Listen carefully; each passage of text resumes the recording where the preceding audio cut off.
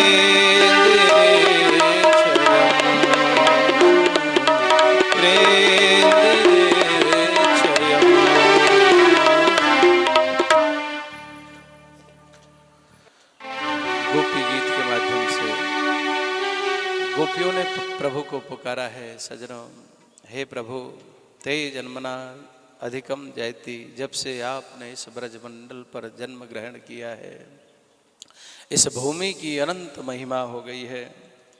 हे प्यारे श्याम सुंदर, हम तो आपकी अनमोल बिन मोल की दासी हैं। आपने किस किस प्रकार से हमारी रक्षा करी। कालिया के विष से रक्षा करी, इंद्र के कोप से आपने हमारी रक्षा करी, सब प्रकार से आपने हमारी रक्षा करी। आपके विषय में तो तब कथामृतम तप्त जीवनम कबीर, तब कथामृतम मृतम तप्त जीवनम कवि भिरीडितम कलमशापहम श्रवण मंगलम श्रीमदाततम भुवि गृह्णन्ति ते भूरिदा जनाः। ज्ञानी जन कहते हैं संतप्त हृदय को आनंद प्रदान करने की सामर्थ्यता केवल और केवल आपकी कथा में है। श्रवण मंगलम, श्रवण करने मात्र से जीवन में का अमंगल दूर हो जाया करता है और मंगल की प्राप्ति हो जाती है। श्रीमदाततम, लक्ष्मी को प्रदान करने वाली आपकी कथा है। भुवि गृह्णन्ति ते, ऐसा हमने सुना है। भूरिदा जना, ऐसा ज्ञानी जन कहते हैं। हे प्यारे श्याम सुंदर, हमने तो कुछ नहीं चाहा, हमने तो सब कुछ छोड़ा, केवल आपको चाहा। पतिसुतान वया भातृबांधवः, इष्ट मित्र बंधु बांधव सबका परित्याग किया, आपके शरण की शरण में आए हैं। फिर भी आप हमारा परित्याग करके आप कहाँ अंतर्ध्यान हो गए। हे प्यारे, हमसे दूर मत हो, क्योंकि आपके बिना हम इस जीवन, इस शरीर में प्राण अब टिके नहीं रह सकते।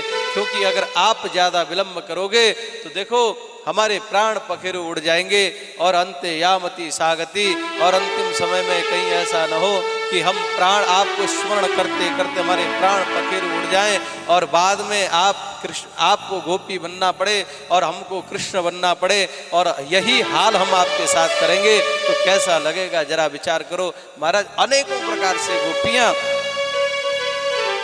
और गोपियां एक यहाँ पर बड़ा सुंदर भाव कहते हैं, देखो कन्हैया, हम ठीक है, आप हमें दर्शन नहीं देना चाहते हो, कोई बात नहीं, मत दो, परंतु हमसे दूर होने के लिए आप दुख मत पाओ, क्योंकि हम आपसे प्रेम करते हैं। नंगे चरणों से विचरण आप कर रहे हो, नंगे चरणों से आप विचरण कर रहे हो, आपको कितना कष्ट हो रहा होगा। इसलिए हे श्याम सुंदर, बेशक हमको आप दर्शन मत दो, पर हमसे दूर होने के लिए इधर उधर मत जाओ, क्योंकि ब्रज की जो कटीली कंकड़ भरी जो मार्ग है उसमें आपके चरणों में कितनी पीड़ा हो रही होगी, आपको कष्ट हो, ये हम बर्दाश्त नहीं कर सकते, क्योंकि आपके चरण इतने कोमल हैं। जब हम अपने हृदय पर आपके चरणों को स्थापित करते हैं तो लगता है कि हमारा हृदय बड़ा कठोर है और आपके चरण बड़े कोमल हैं, कहीं आपके चरणों में चोट ना आए ऐसी भावना हमारी होती है। पर इतने सुकोमल चरणों को लेकर के आप उन ब्रज की बीठियों में विचरण करोगे तो आपको कितना कष्ट होगा। ध्यान देना सज्जनों, प्रेम उसी को कहते हैं।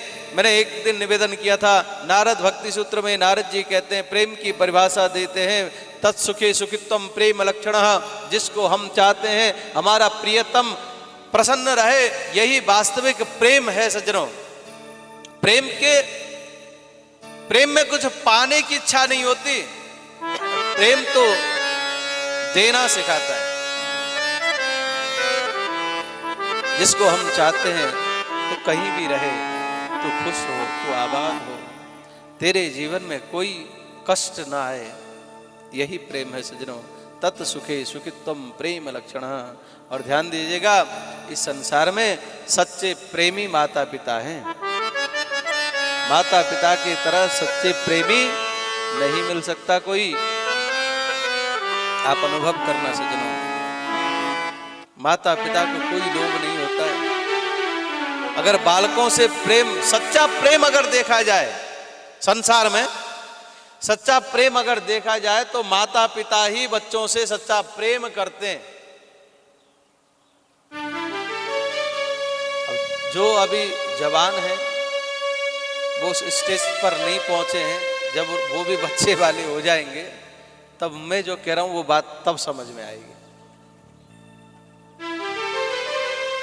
निस्वार्थ प्रेम करने वाले इस जगत में सज्जनों माता पिता हैं। और कहीं हमारी युवा पीढ़ी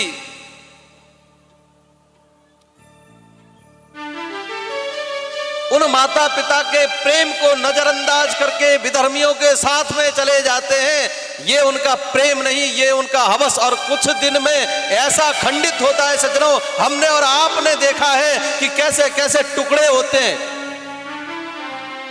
सोचना चाहिए हमारे प्रत्येक बहन को। देखो जी, न तो सरकार कुछ कर सकती है, न समाज कुछ कर सकता है। जब तक आप अपने लिए अपना क्या अच्छा है क्या बुरा है ये नहीं सोचोगे, तो दुनिया की कोई ताकत आपको अच्छा नहीं कर सकती।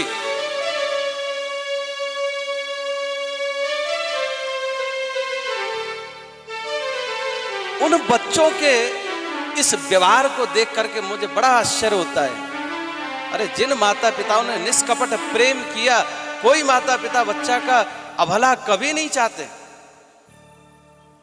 पर उन माता पिता के निष्कपट प्रेम को कुचल करके ऐसा कदम उठाते हैं। अरे जरा सोचो तो सही, कैसे पढ़े लिखे मूर्ख हो तुम। क्या यही पढ़ा तुमने? 56 भोग छोड़ करके तुम गू खा रहे हो। सोचना चाहिए। हम नहीं सोचेंगे, हमारे बारे में कौन सोचेगा? विवेक पैदा करो सज्जनों। विवेक की नितांत आवश्यकता है। आपको हमको भगवान ने विवेकशील प्राणी बनाया है, पशु नहीं बनाया है। पशुवत बुद्धि मत लगाओ।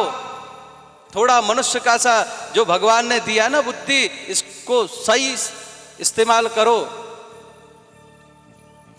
माता पिता से बढ़कर के निष्काम प्रेम करने वाला संसार में कोई नहीं है, नहीं है, नहीं है। और ऐसे माता पिताओं के दिल को कभी मत दुखाओ सके। एक घड़ी, मैं तो कहता हूं एक घड़ी अगर गलत भी कहते हो तो मान दो, सार है। माता पिता पहली बात तो गलत कभी बोलते ही नहीं है। अगर यदा कदा बोल भी दे, माता पिता गुरु थोड़ा गलत बोल भी दे तो मान लो उनकी बात, हर्ज नहीं है। एक कथा आती है सज्जनों,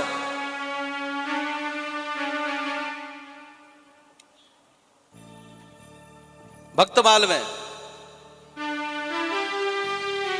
समर्थ रामदास जी महाराज, उनके कई शिष्य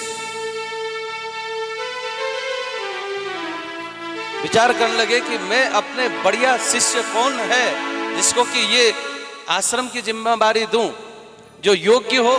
भाई श्रेष्ठ पद पर बैठा हुआ बंदा सही हो तभी तो सही समाज चलेगा। ऊपर का ही भ्रष्ट हो तो सब नष्ट हो जाएंगे कि नहीं। तो परीक्षा लेने के लिए सब चेलाओं को लेकर के कुआं था, वहां पर आम का वृक्ष था, ले गए। बोले ऐसा करो, इस आम के वृक्ष में चढ़ो और उस डाल को काटो। इधर इधर रहो और इधर कुआं है, बहुत बड़ा कुआं है, और बोले यहां पर खड़े हो, यहां पर काटो। गुरु ने जैसे कही, चेले सब बोले महाराज मूर्ख समझते हो क्या?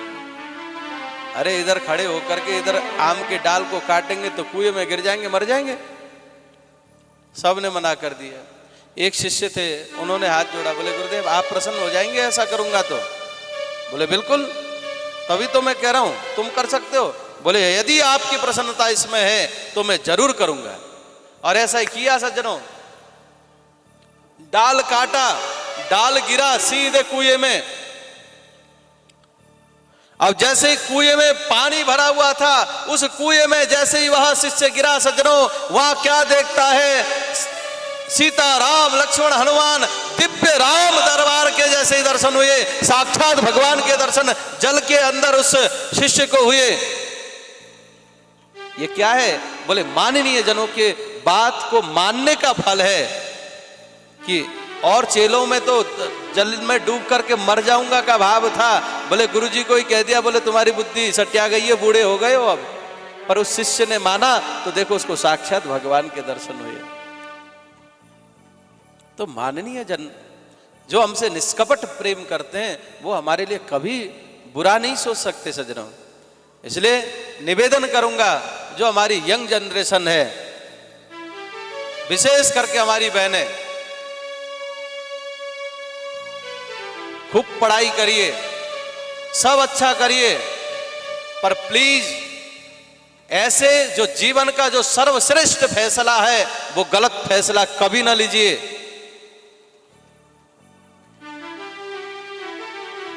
बहुत दुख होता है, बहुत कष्ट होता है उस समय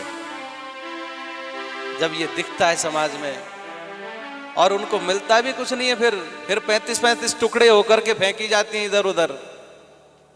अरे कम से कम भैया खुद ना गिरो, दूसरा गिरा हुआ है उसको देख करके संभल जाओ।